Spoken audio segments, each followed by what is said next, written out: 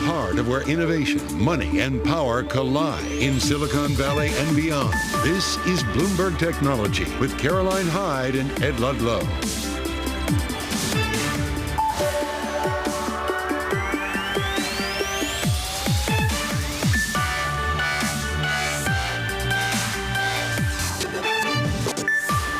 Live from New York and San Francisco, this is Bloomberg Technology. Coming up, Apple falls on weakness around China, while Amazon, it soars as cost-cutting efforts pay off. We'll dig deep on tech earnings.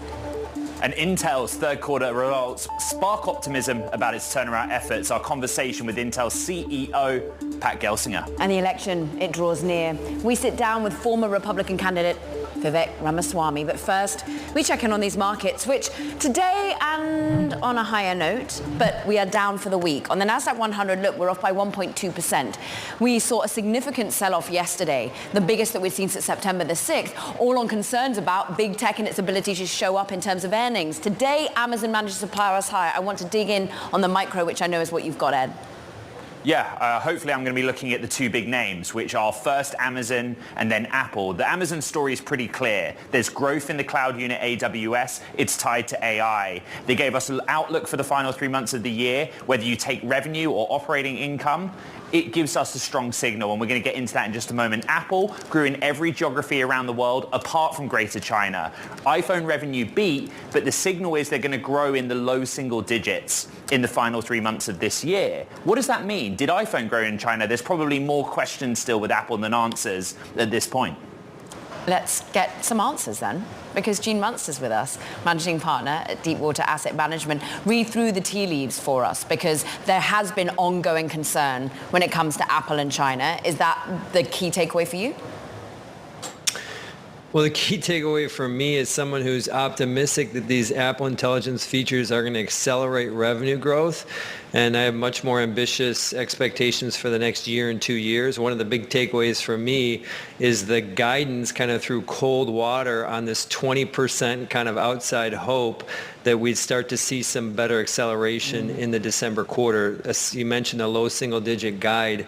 The street was at 7%, so probably analysts are going to shake out somewhere between 5 to 6%, similar growth rates we just saw in the September quarter. And so from my perspective, the big takeaway here is that the street was right, that this is going to take some time, a few quarters, before we start to see this acceleration in growth. And I think the guidance just confirmed that. And then just to dive into the China question, I previewed this and said they have to have China growth in the quarter. I think it was actually up 0.5%. I mean, it was fractional.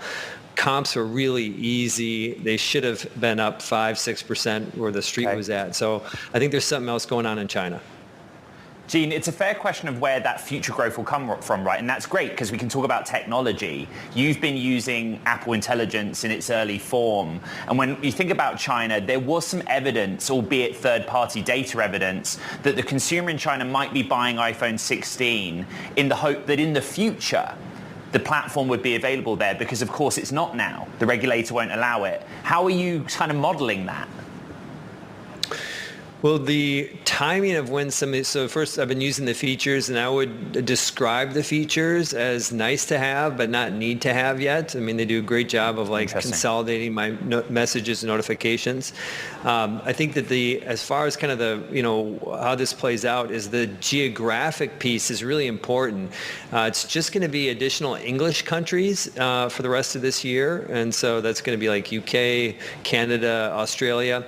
But then we still have this unanswered question about when does Europe start going, and then China, of course, they're going to have to do some sort of partnership with Baidu to get there. And so for this cycle to really be a super cycle, there's almost like these geopolitical things that need to fall into place. And ultimately, I believe that they will fall into place. I think Apple's got clout to make those things happen. And then additionally, even though I described the features as nice to have, not need to have, I just want to quickly frame in why I believe these will be need to have is that starting kind of first quarter of next year, once they start integrating more of the GPT functionality, but also open up more of this with developers, we get agentic AI. there is optimism there, therefore, eventually, that Apple Intelligence will bear fruits. What is bearing fruits right here, right now, is the services side. But that's under duress from a regulatory perspective, if we're thinking about the App Store, for example. How do you think about regulation, Gene? It's the black swan potential negative event here.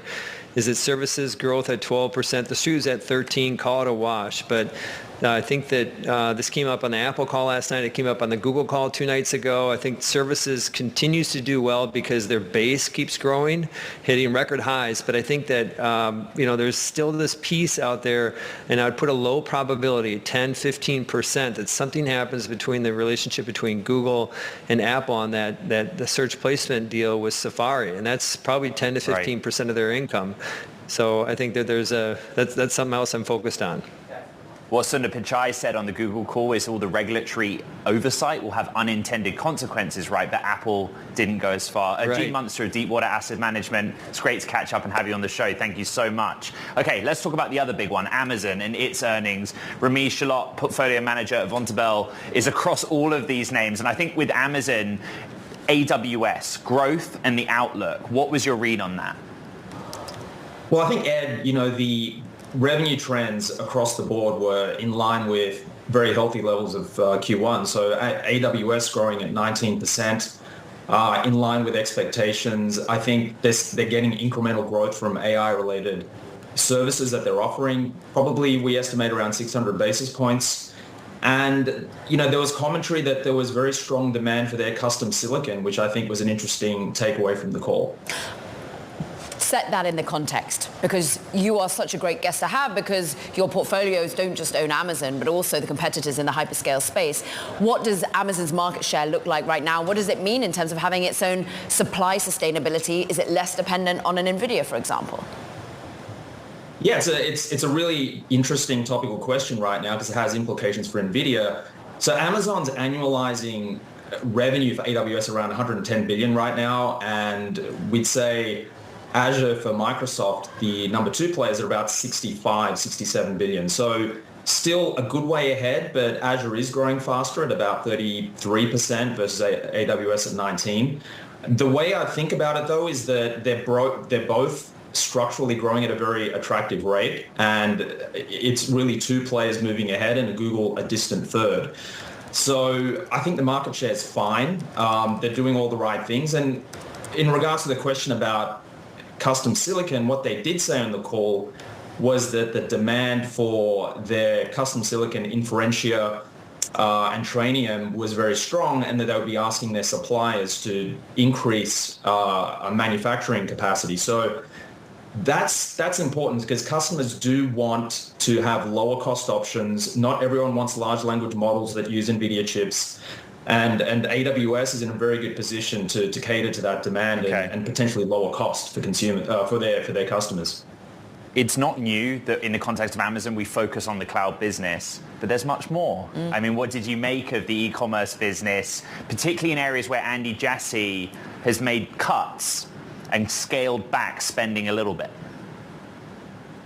Well, e-commerce was extremely impressive on the margin side. If you recall back in 2Q, they put out a guidance that was below expectations on margins. And the reason for that is, consumers are demanding more daily essentials, and you're seeing lower basket sizes, which means, higher cost to serve. So that entails, that means lower margins for the core e-commerce business. But what they've been able to do to offset that pressure is consolidate more packages into the one delivery and also leverage the strategy with the regional distribution centers, which has been something in play for the last couple of years, which means that they're closer to their consumer, which lowers their cost to serve, but also that they can increase the number of one-day, next-day delivery items. So it's both good on a customer satisfaction level as well as improving operating efficiency. So margins beat on the core e-commerce side, and I think we now have good visibility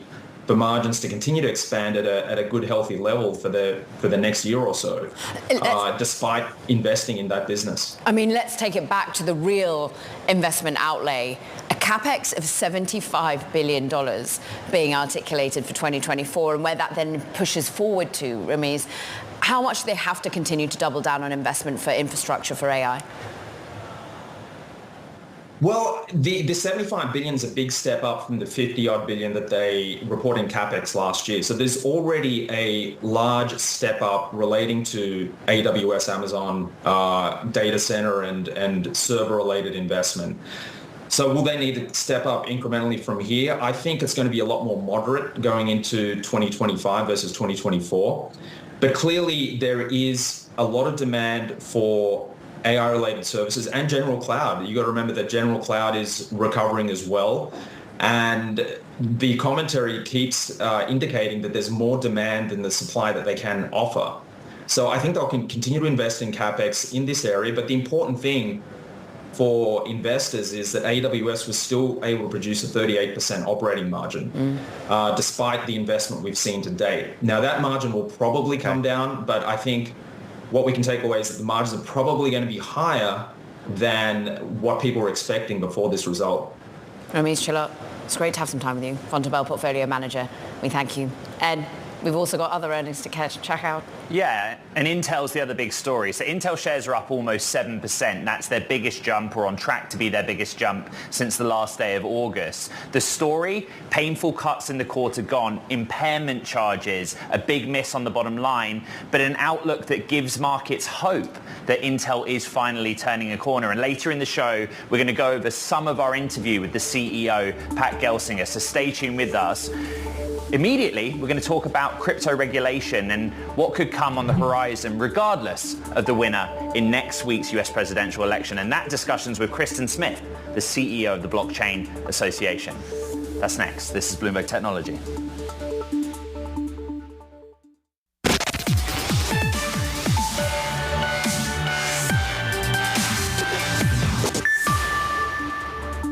New election data from the FEC finds Vice President Kamala Harris's re-embrace of the tech industry is paying off. She's received major donations from Mark Cuban, Dustin Moskovitz, and Reid Hoffman, who told us this yesterday. Listen.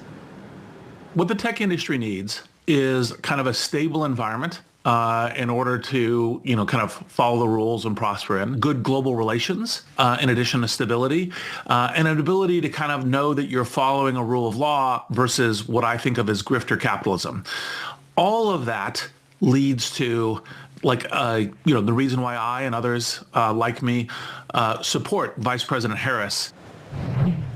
Bloomberg's Biz Carson's been writing about this week, but for months, frankly, tracking the relationship between Silicon Valley and the candidates. And I think the reality is, in Vice President Harris's case, California, Silicon Valley, the Bay Area is about funding, getting cash and support. But there are big names behind her in the world of technology. Yes, she's had to re-engage the tech industry in a way that I think was unexpected for her campaign to bring in these donations. She's been able to get money from Reid Hoffman, Dustin Moskovitz, these names you just named, but she's had to work for it from these tech leaders. California is a big ATM for both candidates, and so she's had multiple fundraisers here, and she's really pulled upon the tech industry to prop up her campaign. It's not even just fundraisers. Your story articulates that she's holding nearly weekly roundtables with business leaders and tech investors and builders. That's a cadence that is extraordinary. Yeah, she has been hitting the pavement, her and her campaign team. I mean, Brian Nelson and Tony West are kind of the two big envoys from her campaign to tech leaders. And they're having roundtables, for example, at Y Combinator, where they're saying startups will have a seat at the table. And these roundtables are really meant to let the tech industry know that her campaign will be listening. There has been a big Biden trust gap so far, and a lot of the people in the tech industry feel like, they were neglected by the Biden administration. So these roundtables are a way for her to show that, they're having trust within the tech industry. It's very quickly, later in the program, we have Vivek Ramaswamy and on the show to talk about Trump. And tech has also supported Trump, so are venture capitalists. Yes, there's been a major Trump tide, and I think that's in relation to the actions of the Biden administration, where a lot of people feel like it's been particularly destructive to the tech industry so far. And so there are a lot of big names, Mark Andreessen, Ben Horowitz, David Sachs, who have supported Trump, and we have seen this Trump tide. Now, these roundtables, though, I think have done a good job in kind of stemming that Trump tide. Bloomberg's Biz Carson. Important reporting just a few days out. Caro, let's get back to the markets. And let's filter that into the conversation we're just having, because in many ways people have felt a part of the Trump trade has been his crypto adoption and indeed support, wanting to make the US the key area of growth for cryptocurrencies. And in many ways, Bitcoin has been moved about when we look at basically how the market is predicting a Trump win or not. We're currently up about 4.8% when you're looking at Bitcoin. Well, that's over the course of 5 trading days. At one point, we're about $200 off the record high that we set back in March. Many wondering whether we'll eclipse that $73,000 level again. We're at $70,937. Move on and see that it's not just Bitcoin that's been moved around by political volatility. So too has Doge. Look at this. Over the course of a month, Dogecoin is up 54%. Now, there is an acronym that has been adopted by perhaps, if we did see the Department of Government Efficiency borne out by one Elon Musk. What does DOGE spell? Well, of course, it's Doge. So many feeling that that's getting a tailwind from the effect of Elon Musk's back for Trump. But Ed, we're going to delve into the world of crypto a little bit more now. Yes, very creative. This election cycle, major money is being funneled to candidates who support crypto. And the results could have a major impact on regulation and oversight of the industry. Here to discuss, Kristen Smith, CEO of the Blockchain Association. I have to be honest with you, Kristen. I think we've made multiple attempts to ask surrogates of both candidates for a clear definition or explanation of their policy towards crypto. Are you able to do that? Yes. Well, listen, I think, Biz said something interesting in the last interview that people have been very frustrated with the Biden administration's focus on tech, and crypto is very much a part of that. It's one of the reasons why we partnered with HarrisX to launch regulationbyenforcement.com. We need to stop the regulation by enforcement and get a new law into place. With Donald Trump, he has had a remarkable change of heart on crypto from where he was when he was president last time. He's had an incredibly clear list of priorities. He's very interested in including people with understanding of crypto in his administration. We know that he's going to fire Gary Gensler on day one. So can I jump in there? Because what you just said is interesting. You are working with the Harris campaign, but you're complimentary of what former President Trump is, how he's approaching this. We had Gary Gensler on the show last week, and Caroline asked him very simply about his retention of his job. What's your position on leadership at the SEC in that respect? Gary Gensler's got to go. There's no question about that. And I think the good news is with the change in administration, whether it be Trump who wins or Harris who wins, there is an opportunity to make that change. I think we know it's pretty clear where Trump stands. Harris, I think we're hopeful. I mean, listen, she's had the shortest presidential campaign in history, but she is talking with the tech community, as Biz was just saying. She is open-minded. She said some positive things about crypto, so she's not as precise in her policies, but I think, we're optimistic that if she wins, that there'll be an opportunity for change at the top as well. Can you articulate the precision of the policies coming from the Trump campaign? Because for me, it just sounds like we want to make it more adopted here in the US. We want to be like the number one place in the planet to have crypto, but I didn't get much nuance on exactly how they do that from a guardrail perspective, from a Congress bringing in rules perspective. Yeah, well, President Trump gave a great speech at Nashville where he laid out a couple of items. But it goes back to, though, the biggest thing the crypto industry needs right now is to stop the regulation by enforcement. We have a Congress coming in that we think is very primed to pass an appropriate regulatory framework. They did a lot of work this Congress, but we're going to need next Congress to get that work done. And as part of our campaign for regulation by enforcement, HarrisX found that 2/3 of voters agree that Congress should act first before the SEC should take action. And so I think it shows that for candidates who are running for Congress, for the House and the Senate, that whether they be Republican or Democrat, that it is helpful to their campaigns to take a pro-crypto posture. And that's one of the reasons why we think that with a change of administration, that we're very hopeful that we can get new leadership at the regulatory agencies and some of the executive branch agencies that will help work with Congress to make that a reality. A number of the brands that we currently see in front of us, or companies, have been making layoffs of late. And many have been trying to make clear that, yes, Bitcoin's been on a bit of a tear, but the ecosystem in general perhaps hasn't been thriving more broadly. How do you see that continue to evolve?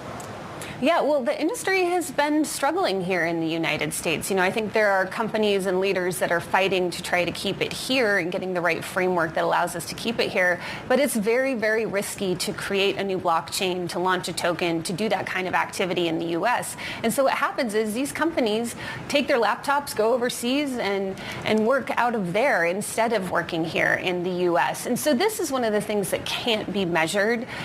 This is, there's some factors, like we have over 100 enforcement actions. There's been over $400 million in legal fees spent. Okay. But what can't be known is the number of jobs and the opportunity for the U.S. Kristen, very quickly, we have a few days until this happens. Yeah. Have you calculated or game planned for the scenario you think most likely? It's interesting. I'm watching all of the same signals that everybody else is. I think the early voting, I'd love to look at the prediction markets. I look at Polymarket, I think, about every half hour to see where the numbers are at. It does certainly seem to think that Trump is in the lead, but I've been around long enough to know it's very hard. You really have to get through the day. But I do think, regardless of what happens, we've turned a corner. I think we're going to have an incredibly productive Congress, and I think we're going to have a new administration that's going to be more open to working with crypto industry. An optimistic Kristen Smith, we thank you, CEO of Blockchain Association.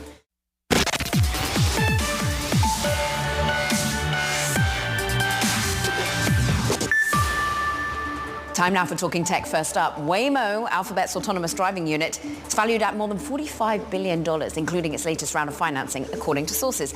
Now, the business said late last week that it had raised $5.6 billion in new capital at an undisclosed value. Meanwhile, Microsoft has hired one of the engineering chiefs who kept Facebook's infrastructure humming. This is as the tech giant is actually struggling to bring data centers online fast enough to meet the demand for its AI products. Now, Jay Parekh will join the senior leadership team at Microsoft and report to CEO Satya Nadella. And AirPods maker Gore-Tex has picked banks to work on the planned Hong Kong IPO of its semiconductor unit, Gore-Tex Microelectronics. It's all according to sources who say the listing could happen as soon as next year and raise at least $300 million. Ed. All right, coming up on the program, our conversation with Intel CEO Pat Gelsinger following the company's earnings. The stock is pushing a bit higher. There's a bit of optimism returning to that old name of Silicon Valley and semiconductors.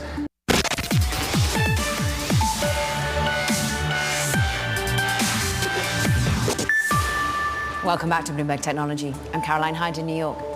And I'm Ed Ludlow in San Francisco. What a week reflected in the markets. Look at the NASDAQ 100 over a 5-day basis. It's like a 1% decline basically over the course of the week, which technically is the biggest drop since the first week of September. So earnings is a big part of that movement, right, to both the upside and downside, but fold in some economic data and the fact that we're all bracing for an election here in America next week. There's a lot going on. The three names that we're looking at and continue to look at are the big ones.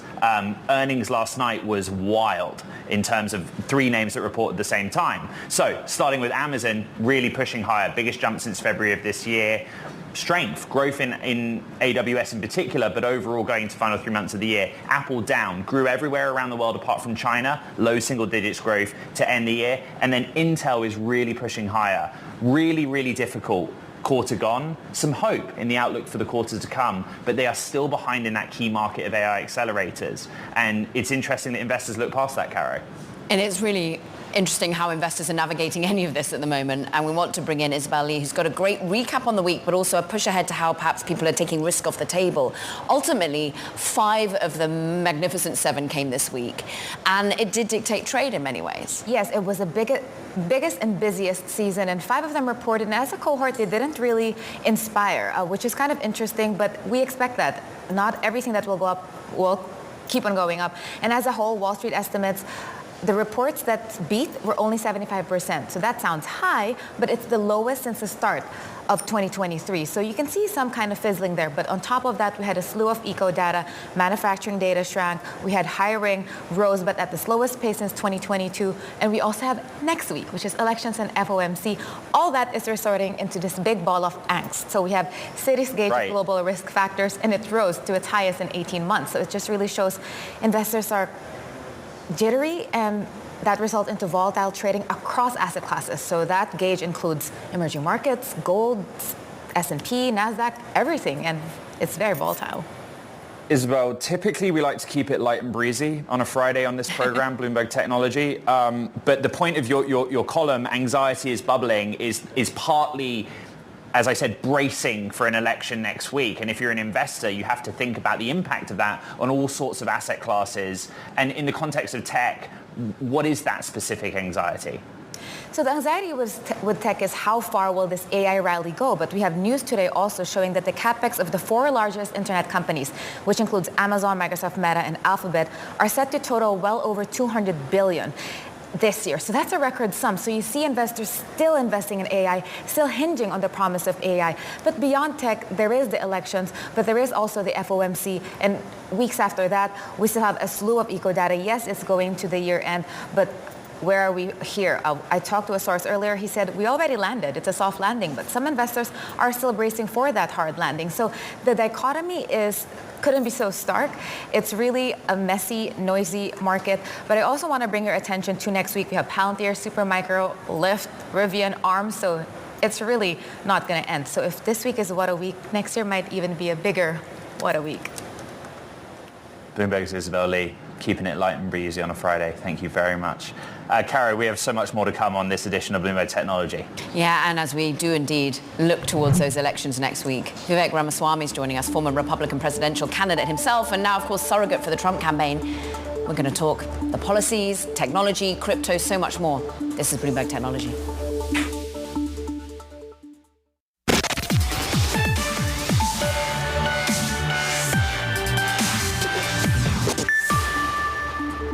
The US election is upon us, and the gap between Republican nominee Donald Trump and Vice President Kamala Harris, on prediction markets at least, is narrowing, but Trump has held a lead. We've been speaking to voices in technology and in venture capital on both sides of this race. Today, we're joined by Vivek Ramaswamy, a supporter of Donald Trump, a former Republican presidential candidate himself, someone that's been active not just on social media, but on the ground. And welcome to the program, Mr. Ramaswamy. A simple question to start. Why is former President Trump the best candidate for the technology industry and the venture capital industry that supports it? Yeah, look, I'll give you a simple answer to a straight question you asked, which is that he is the president in favor of mass deregulation and mass reform of the administrative state. I think the administrative state and the regulatory state is the single greatest impediment to innovation, to new business formation, to business growth in this country. The actions of 3-letter agencies, who were never elected, by the way, from the EPA to the FTC to the SEC to the FDA, you go straight down the list. Those 3-letter agencies are making most rules that govern businesses in this country today. Those rules were never passed by Congress, by democratically elected representatives. The current Supreme Court, which Donald Trump actually gave us much of the composition of that court, has declared many of those regulations unconstitutional. And Donald Trump has made clear that he wants to go in and not just incrementally tinker around the edges of that bureaucracy, but really to shake it down to its small core that it should have been in the first place. And so I think that's the case I would make to technology investors, to entrepreneurs, that Donald Trump is going to be the president who stands for taming in that regulatory state, which currently acts as a wet blanket on the economy and innovation in particular. Vivek, could I ask, as an extension of that, is there a specific area, be it crypto, be it electric vehicles, be it space, that you feel former President Trump is most focused in the list of priorities? Well, I think that he's more focused on an overall American revival. All of those fit on the list. I think energy is big on the list for Donald Trump. Reviving the production of American energy. All forms of energy where America can be the leader, Donald Trump favors it. Drilling, fracking, areas where America can actually establish energy abundance, that's what Donald Trump favors. And especially in this era of AI and the increasing demands for electricity, for power, for energy, that's particularly important for the United States to remain competitive. You think about baseload power generation for the electric grid. Coal and natural gas are key inputs. A lot of Democratic policy has been hostile to both of those. Anti-fracking policies, anti-coal policies. By contrast, Donald Trump's pro-energy policies are not just good for bringing down energy prices, though that's important, but also for powering and fueling the future generation of AI-based technology revolutions that are going to require cheap and abundant energy inputs. So that's one example, but I could go into each of the areas you named, and I'd be happy to do that. We had a venture capitalist, well-known founder in the area of AI and social. We had Reid Hoffman on the show yesterday. Now, he, of course, favors the other side of the equation, and Harris's run for the administration, wanting consistency, wanting a steady hand, but also is worried about sort of forms of retribution. Can you just take a listen to what he said yesterday? Sure. Trump in Trump presidency 1, his early presidency has shown a certain amount of grifter capitalism. It's like trying to penalize his opponents using instruments of state. Will there be any penalization of those who've voiced against him, Vivek? No, I think there's going to be no political retribution under Donald Trump, but I do find that comment a little bit rich coming from a Kamala Harris supporter, where there's only one president and administration in U.S. history that has prosecuted or attempt to prosecute their rival in the middle of a political election, and it wasn't Donald Trump. It's the party that Donald Trump is running against, Joe Biden and Kamala Harris. So I think this idea of a steady hand, I also want to give some airtime to this. The idea that Kamala Harris is going to be some kind of steady hand when she has reversed her position in a matter of months on central questions, whether she favors bans on offshore drilling, whether she favors a ban on fracking, whether she favors universal health care. All of these are positions that she held very shortly before running for U.S. president that in a matter of months, foundational questions about energy policy to health policy that have changed in a matter of months, I don't think is a strong case for a so-called steady hand. And one more point to investors, and particularly I know this is a technology-focused show, particularly to entrepreneurs who have founded successful tech companies that may still be privately held. Here's a big one that really matters. Kamala Harris stands by her support, and this is one area where she hasn't changed her stance. She stands by her support for a tax on unrealized capital gains. That means many entrepreneurs, technologists, biotech entrepreneurs who may have paper gains at a private company would actually have to pay taxes with cash they don't actually have. That would stifle innovation across Silicon Valley and across this country. And I think it could be the single greatest trigger for a stock market crash and a second Great Depression. So especially for a technology-focused audience and a market-focused audience, that's a big difference between Kamala Harris and Donald Trump. You could be a single-issue voter on that alone, I would argue. I think many would feel at the moment that the articulation around unrealized capital gains hasn't been made so substantively by a Harris campaign. And I'm just going to go back to the technology focus, and I'm glad that you went there for us, Vivek, because there is a technology focus that is chips in particular. You are currently sat in Ohio. Ohio is going to be a beneficiary in many ways of the CHIPS Act, the billions of dollars going to building, fabrication, manufacturing within that state. And there is a potential concern that Donald Trump is against the CHIPS Act. He voiced out vehemently against it on a podcast recently. Do you worry about that perhaps being overrun, changed in direction? No, I don't. In fact, the reason I was against the CHIPS Act is because there's a lot of other baggage in there that shouldn't have been there. Hiring impediments, such as many of those companies, semiconductor companies, are hiring people outside the United States because of the regulatory burdens of doing so right here. There was also extra baggage in changing the way the National Science Foundation, the NSF, makes grants on the basis of race and gender and other criteria that don't relate to merit. So that's the problem with Washington, D.C. is every time they pass one of these laws, the Inflation Reduction Act or the CHIPS Act, there's so much other baggage they sneak into there that it dilutes the original vision or purpose of the act in the first place. You want to foster semiconductor production in the United States, as I do? Here's how we do it. Mass deregulation that lifts those regulatory constraints in the United States. And I will tell you, the reason NVIDIA has become a multi-trillion-dollar company is not because of the CHIPS Act. It's because of booming demand for chips led by the advent of AI and the recent revolution in the AI boom that we've seen. Vivek. And that lowering of the cost of capital is far more valuable for semiconductor companies than the incremental money in the pocket of the largesse that came from the CHIPS Act. That's my view on the matter. Vivek, may I just jump in on that point on NVIDIA? Sure. NVIDIA, not in isolation, but many of the chip companies have had their access to the China market impacted by those export controls. And simply put, China is the biggest end market for consumer electronics, but critically important for cloud.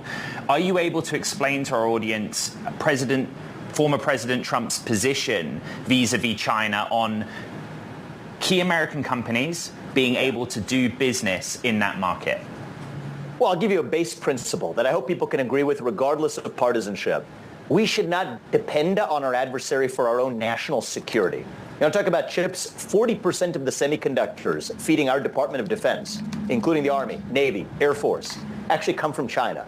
That doesn't make any sense for our own military industrial base, our own military stockpiles to depend on our adversary to provide them. God forbid we're in a conflict scenario, and that's something that nobody wants, for sure. But God forbid we are in a conflict scenario with an adversary. They're not going to keep supplying those inputs. And so I think it is sensible policy, and I don't care if you're a Republican or a Democrat, for the United States to say in sectors critical to our national security, at least for our own military industrial base, we should not be dependent on our chief adversary. And I think that's sensible policy. Donald Trump, I think, above all, one of the things I like about him, he's a businessman, but also a pragmatist when it comes to these foreign policy dealings. Okay. He was respected, and I think that put the U.S. in a stronger position in a lot of those negotiations. Mr. Ramaswamy, there was some interest in you. When I said on social media you were coming on the show, we got a number of questions from the audience, but I'm going to put one to you, if that's okay. Sure. One user says, please ask him how much of his own money was spent on his campaign, I think a reference to your early run as a candidate. Has it given you an acceptable ROI, and what was the exposure and network effect for you in doing this, supporting former President Trump? Yeah, so the answer, I mean, this is all public record. I'm going to give you round numbers. It was a little over $30 million of my own hard-earned money. By the way, I didn't inherit money. My parents came to this country with no money, but I'm a self-made entrepreneur who's founded multi-billion-dollar companies. And the ROI on that I measure is not related to me. It's related to the impact we have on our country. I was the youngest person ever to run for U.S. president as a Republican. And one of the things I was proud we were able to do was to bring non-traditional, disengaged citizens back into politics, to actually caring about our country, especially young people. I showed up on a college campus in Pennsylvania yesterday. There were 2,000 plus young people that showed up just to hear the conversations we were having one-on-one at a time. That gave me a sense of inspiration. It gave me a sense of deep gratification and satisfaction to say that this journey that I began in February of last year, where nobody knew my name, let alone could pronounce it. I was at 0.0% in the polls. Yeah. And by the end of the race, less than a year later, had beaten a vice president, multiple governors, and a former senator. It proves what's possible in the United States of America. And so was it worth it? Absolutely. And I hope that our best days as a country and my own ability to have an impact on it is still ahead of us. Some of those young people, perhaps that you're talking to, care about crypto. One of those companies that you formed, Strive Asset Management, $1.7 billion in assets under management, is going to be going and buying in on Bitcoin for the first time. Can you just articulate for us what you think the crypto policies will be under Trump? Yeah, first of all, I'm incredibly proud of Strive as a business I co-founded. I stepped down as chairman before I ran for president, but I'm so proud of the team and what they've accomplished. Matt Cole, he's the CEO, who was formerly a successful bond portfolio manager at CalPERS, is really leading Strive with a vision for financial freedom, which I'm so proud of what they've done. My own view on the future of crypto policy is it's less related to helping one sector and more related to just reviving the principles the country was founded on in the first place. Unbridled innovation, competition as the answer. But there shouldn't be some regulation? It should totally be unbridled? Well, the first thing I would say is unbridled innovation. What we really need is regulatory clarity. So I think it is a sad state of affairs where you see a paradigm of regulation by enforcement, where many participants in the industry don't know what the rules are in the first place. So we can debate what the rules are or what they should be. I think that's a reasonable debate to have. But what we can't have is a situation where people are guessing at what those rules are. I'll give you one example of that. When the lead commissioner of the SEC could not answer before Congress whether Ethereum was even a security. Maybe it is and maybe it shouldn't be. But either way, at least the industry deserves to know. And so I think regulation in the first principle, whether you're on the left or right, should be clarity. And I think that's missing in this sector as in so many others today. Vivek Ramaswamy, thank you for coming back on Bloomberg Technology. We appreciate your time. Intel gave a fourth quarter revenue forecast that's sparking optimism it's capable of reclaiming some lost market share. We sat down with Intel CEO Pat Gelsinger yesterday, straight from the company's call with analysts. Listen to this. We worked very hard this quarter to get this done, and the people actions, the restructuring charges, largely finished this quarter. So it was a challenging quarter that way, but to also deliver better than expected results if we eliminate those one-time charges, and to take our guidance up for Q4. I'm very proud of our team being able to do both of those this quarter. Some of the most difficult restructuring charges maybe in the history of Intel since our memory microprocessor decision almost 40 years ago.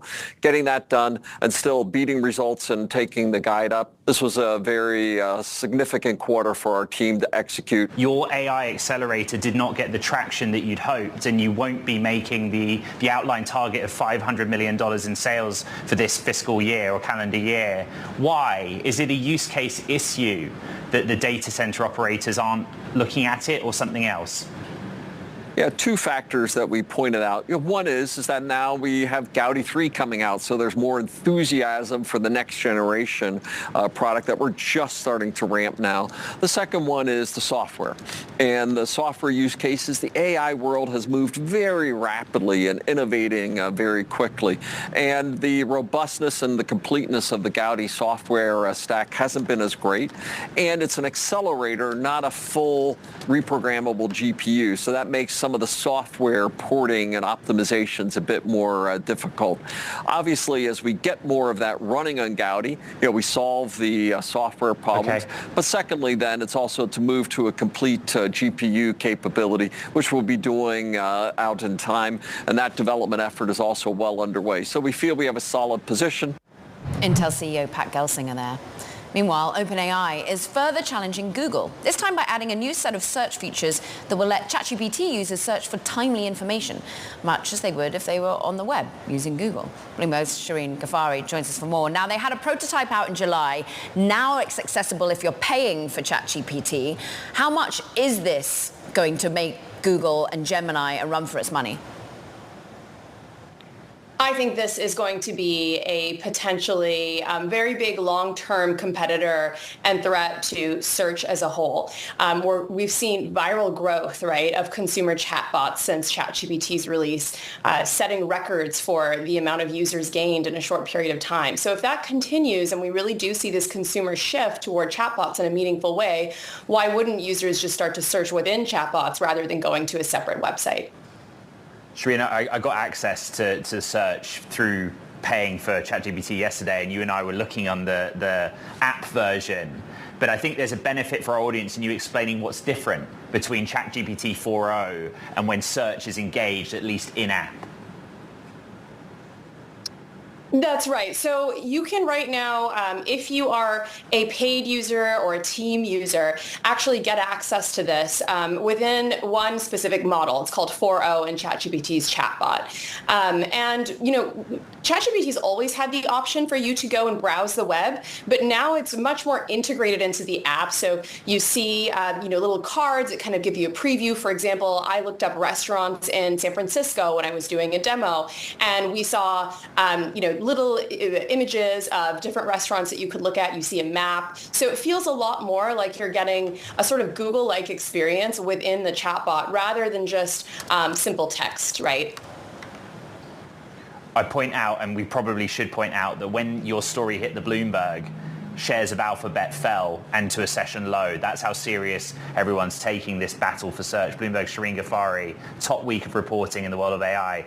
Thank you so much. Caro, wow, what a week. What a week, and there's going to be so much more to come next week. That does it, though, for this edition of Bloomberg Technology, Ed.